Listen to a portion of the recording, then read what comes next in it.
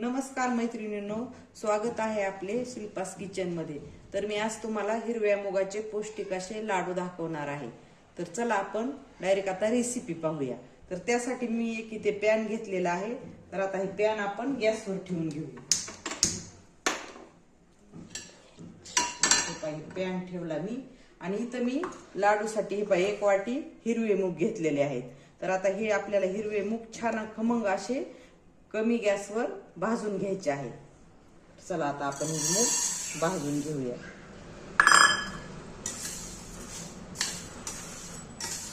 आता मूग छान असे भाजत आलेले आहे, त्याचा कलर पण बदललेला आहे।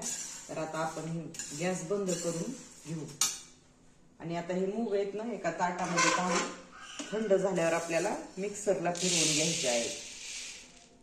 आता आपण हे थंड करायला ठेवूया। आता आपण हे भाजलेल्या मुगाचं असं पीठ तयार करून घेतलं आहे मिक्सरला। तर आता हे आपण छान खमंग असं हे पीठ भाजून घ्यायचं आहे। तर त्यासाठी मी इथं 2 चमचे तूप घालणार आहे पॅन मध्ये। गॅस सुरू करू।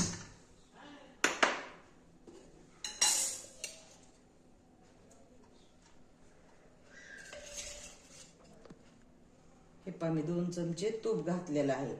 तुपाचं प्रमाण कमी जास्त टाकलं तरी चालतं, वर पण आपण तूप घालू शकतो याच्यामध्ये लागल तसं। मी सध्या 2 चमचे घातलेला आहे। आपण भाजत आल्यावर नंतर पाहूया, कमी जास्त वाटलं तर परत घालू शकतो तूप याच्यामध्ये। तर आता हे बघायचं पीठ घालून घेते मी।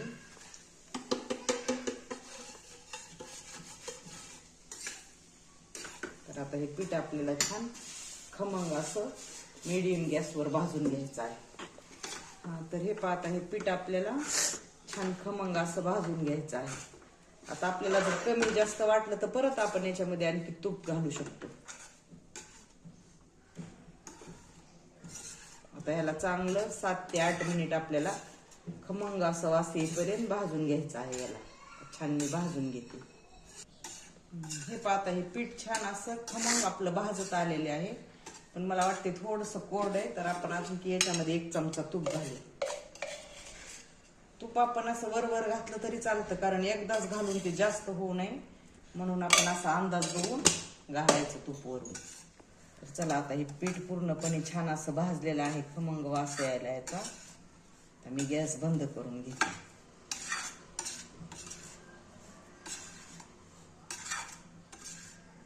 हे पाहता पीठ भाजलं, गॅस बंद करून घेते। तर आता हे बघा याच्यामध्ये मी थोडेसे काजू बदामचे काप घालून घ्यायले आहे आणि आता आपल्याला याच्यामध्ये पाऊण वाटी गुळ घालायचा आहे। तुम्ही साखर पण वापरू शकता आणि गुळाचं प्रमाण कमी जास्त पण करू शकता।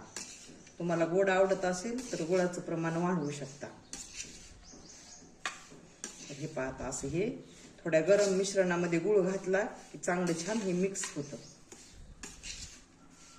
आणि तुम्हाला जर खूप कोरडं वाटत असेल तर याच्यामध्ये तुम्ही थोडंसं आणखी 1 चमचा तूप पण घालू शकता, पण याच्यात काही आवश्यकता नाही, कारण आपण गुळ किसून घेतल्यामुळं छान मिक्स झालेला आहे गुळ याच्यामध्ये।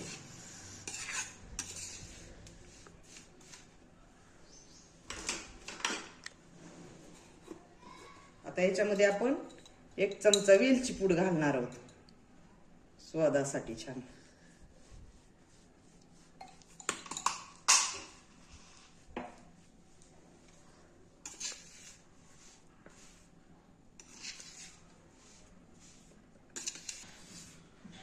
तर हे पाहता हे मिश्रण थोडंसं गरम आहे तोपर्यंतच आपल्याला लाडू बांधायचे, कारण तूप नंतर थंड झाल्यावर घट्ट येऊन मग लाडू आपले छान बनणार नाहीत।